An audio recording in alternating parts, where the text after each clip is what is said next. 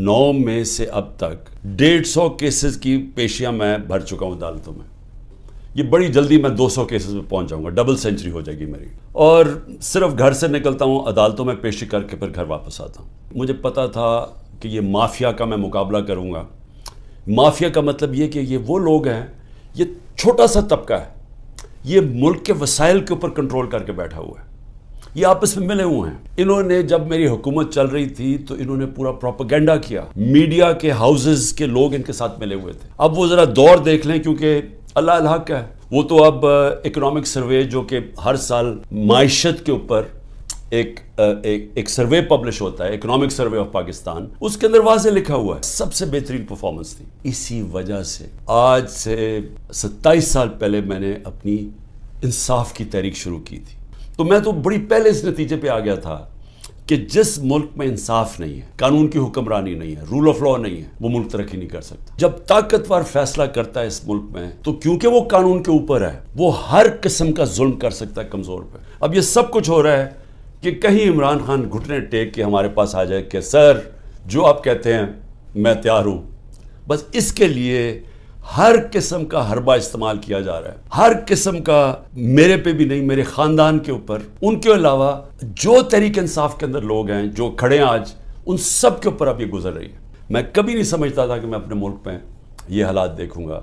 रात के 3 बजे घर में घुसते हैं 30-40 पुलिस वाले और अपने मुंह कवर करके घुसते हैं। ये भी जरा सोचे, कई शलवार कमीज यानी आम कपड़ों में आते हैं, पुलिस की वर्दियों में नहीं आते, लेकिन क्लैशनिकोव्स पकड़ के आम घरों में आ जाते हैं।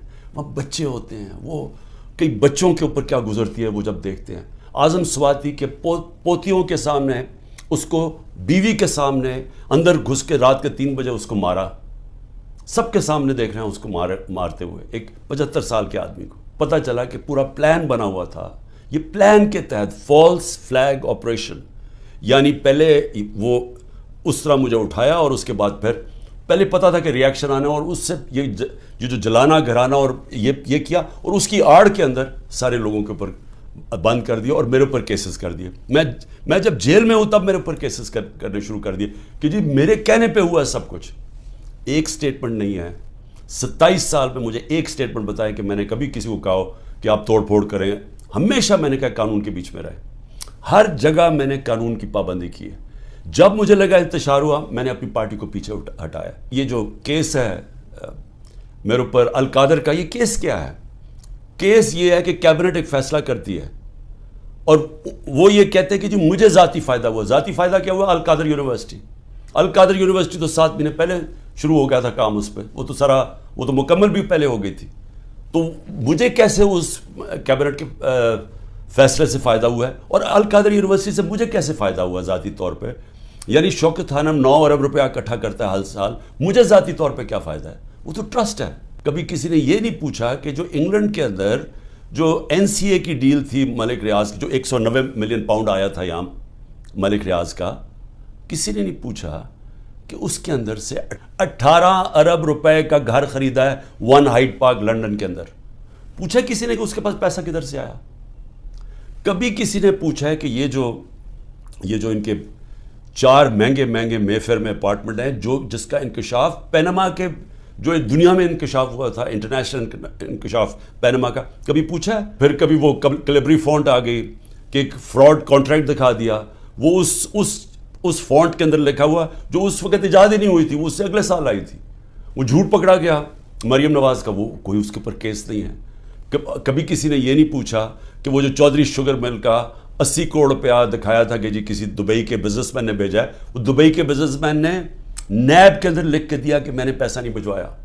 तो ये सारा मनी लॉन्ड्रिंग, कोई इन्हें पूछता नहीं है। आसिफ जरदारी के ऊपर वो जो फेक अकाउंट केसेस थे, अरबों रुपए का पैसा जो शुरू किया था तरीका नवाज शरीफ ने हुदैबा पेपर मिल में कि यहाँ से चोरी करके पैसा हुंडी वाली से बाहर भेजो, उधर से रेमिटेंसेस दिखा के पाकिस्तान ले आओ, वही पैसा, ब्लैक का पैसा वाइट कर लो।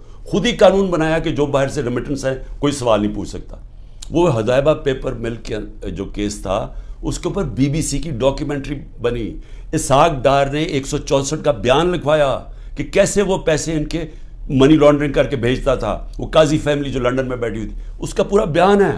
तो कोई इनको पूछने वाला नहीं है कि ये ऊपर बैठे हुए हैं, ये केसेस हैं, اور عمران خان کے اوپر کیس کیا ہے کہ جی اس نے وہ القادر یونیورسٹی جو ٹرسٹ چل رہا ہے جس میں سارا پیسہ وہیں کا وہیں ہے، کہتے جی 6 ارب روپے کی زمین خریدی جب عمران خان پرائم منسٹر تھا، وہ چیک سے زمین خرید وہ پیسے دیے ہیں، وہ 6 کروڑ کی زمین تھی، 45 لاکھ روپے اس کے اوپر ٹیکس دیا ہوا ہے، وہ سارے چیکس ہیں۔ اور کب خریدی؟ جب عمران خان پرائم منسٹر نہیں تھا، جب حمزہ شریف چیف منسٹر تھا، اور جب یہ شہباز شریف پرائم منسٹر تھا، یہ تب زمین سارے چیکس کے اوپر ہے۔ کیوں وہ بیچارے جو کشتی میں جن لوگوں سے پوچھیں رشتہ داروں سے جو گریس میں یہ کشتی میں ہمارے کوئی 300 پاکستانی بیچارے ڈوبے ہیں، ان سب نے کیا کہا کہ ہمیں کوئی امید ہی نہیں نظر آ رہی، پاکستان میں ہمارے کوئی چانس ہی نہیں اپنے آپ کو اوپر لے جانے کا۔ یعنی وہ لوگ اس ملک سے امید چھوڑ کے بیچارے یہ نکل رہے ہیں، پیسے دیتے ہیں، قرضے اکٹھے کر کے نکلتے ہیں یہاں سے، یہ وہ لوگ ہیں۔ کیونکہ یہاں جو طاقتور ہے وہ جو مرضی کر لے، اس کو یہاں کا پاکستان کا انصاف کا نظام نہیں پکڑتا۔ اور یہ ہمارے سامنے اب بیٹھے ہیں سارے دن دناتے ہوئے، 30 سال سے جو ایک دوسرے کو چور کہہ رہے تھے، آج سارے اوپر بیٹھے ہوئے ہیں، کوئی ان کے اوپر کیسز نہیں ہے، ختم ہو رہے ہیں ان کے کیسز۔ کیس کس کے اوپر کر رہے ہیں؟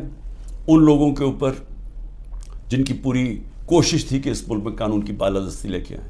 یہ جو لوگوں کے اوپر ظلم کیا جا رہا ہے، جو جیلوں میں بھرے ہوئے ہیں، جو ہمارے کارکن ہیں، اس گرمی کے اندر چھوٹے چھوٹے کمروں میں کھانا باہر سے لے جانے نہیں دیتے، ان کو اس طرح کر رہے ہیں جیسے کہ کوئی دشمن ملک کے لوگ ہیں، اپنے لوگ ہی نہیں ہیں، بلکہ دشمن ملک کے لوگوں سے یہ بھی نہیں کرنا چاہیے۔ جب تک ہم اس ملک کے اندر اپنا انصاف کا نظام نہیں ٹھیک کرتے، جب تک طاقتور اسی طرح ظلم کرتا رہے گا کمزور پہ، اسی طرح ہمارے غریب لوگ یہاں سے ملک سے کوشش کریں گے یہ کشتیوں میں باہر جانا، کیونکہ یہاں روزگار ملنا نہیں ہے۔ جب تک ہم انصاف کا نظام نہیں ٹھیک کرتے، یہاں سرمایہ کاری نہیں ہونے لگی، سرمایہ کاری نہیں ہوگی، نوکریاں نہیں ملیں گی، اور نوکریاں جب نہیں ملیں گی تو یہی حالات ہوں گے، غربت بڑھتی جائے گی، بے روزگاری بڑھتی جائے گی جو بڑھ رہی ہے پاکستان میں، اور جو طاقتور ہے وہ اپنا پیسہ باہر رکھے گا۔ یہ ساروں کا، یہ جو میں نے نام آپ کو بتائے ان بڑے بڑے خاندانوں کے، سب کا پیسہ باہر پڑا ہے، ان کو کوئی فرق نہیں پڑا کہ روپیہ گرتا ہے، مہنگائی ہوتی ہے، ان کو فرق ہی نہیں پڑتا، ڈالرز میں پیسے پڑے ہوئے ہیں ملک سے باہر۔ یہ جو اس وقت ہم جدھر کھڑے ہیں،